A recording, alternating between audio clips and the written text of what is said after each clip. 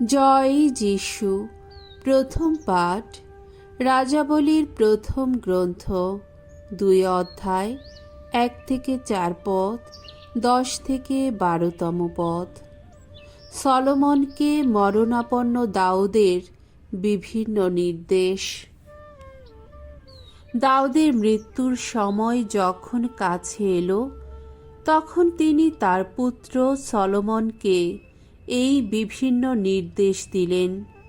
এই মর্ত্যলোকের সকলকে শেষে যে পথে চলতে হয়, আমিও এবার সেই পথে চললাম। সাহস ধরো, মানুষের মতোই মানুষ হও তুমি। শুনো, তোমার ঈশ্বর ভগবানের প্রতি তোমার ধর্ম কর্তব্য তুমি পালন করবে। তার দেখানো পথেই চলবে। তার যত বিধি নিষেধ, যত আদেশ, যত নিয়ম নীতি, তার যত নির্দেশবাণী, সবই মোশির বিধানে যেমনটি লেখা রয়েছে সেই মতোই মেনে চলবে, যাতে তোমার সমস্ত কাজ কর্মে, তোমার সমস্ত কর্ম প্রয়াসে তুমি সফল হতে পারো। তাহলে ভগবান সেই যে প্রতিশ্রুতি দিয়েছিলেন, তিনি তা সত্য করবেন। তিনি তো আমাকে বলেইছিলেন, তোমার বংশধরেরা যদি সাবধানে চলে, তারা যদি মন প্রাণ দিয়ে আমার প্রতি বিশ্বস্ত হয়ে আমার কাছে কাছে থেকেই জীবন যাপন করে, তাহলে ইসরায়েলের সিংহাসনে বসবার মতো বংশধরের অভাব তোমার কোনো দিনও হবে না।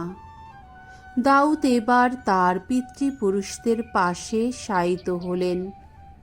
তাকে সমাধি দেওয়া হলো দাউদ নগরীতে। তিনি ইসরায়েলের ওপর রাজত্ব করেছিলেন 40 বছর ধরে, হেব্রনে 7 বছর ধরে, তারপর জেরুসালেমে 33 বছর ধরে। এবার সলোমন তার পিতা দাউদের সিংহাসনে বসলেন। তার রাজত্ব সুপ্রতিষ্ঠিত হয়েছিল। প্রভুর বাণী। ঈশ্বরকে ধন্যবাদ। শাম সঙ্গীত। রাজা দাউদের গীতিকা, 1 বংশাবলী 29, 10 থেকে 12তম পদ। ধুয়ো, রাজার রাজা তুমি, সবারই প্রভু তুমি। ধন্য ধন্য তুমি, ওগো ভগবান, ওগো আমাদের পিতা ইসরায়েলের ঈশ্বর। অন্তহীন কাল থেকে নিরবধিকাল ধন্য ধন্য তুমি, ওগো ভগবান। মহত্ব, পরাক্রম, গরিমা, গৌরব, মাহাত্ম্য সবই তোমারই। স্বর্গমর্তে সব কিছুই যে তোমারই, ওগো ভগবান। বিশ্বরাজ তুমি, সার্বভৌম অধীশ্বর তুমি। সর্বসম্পদ, সর্বসম্মানের উৎস তুমি। সর্বাধিপতি তুমি। তোমারই অধিকারে রয়েছে শক্তি, পরাক্রম। তোমারই হাতে রয়েছে যে কোনো মানুষের মহান, শক্তিমান করে তোলার ক্ষমতা। বাণী বন্দনা। জয় জয়, প্রভুর জয়। আর দেরি নেই, আসছে ধর্মরাজ্য। তোমরা এখন বিশ্বাস করো মঙ্গল সমাচার। জয় জয়, প্রভুর জয়। মঙ্গল সমাচার। মার্ক রচিত মঙ্গল সমাচার, 6 অধ্যায়, 7 থেকে 13তম পদ।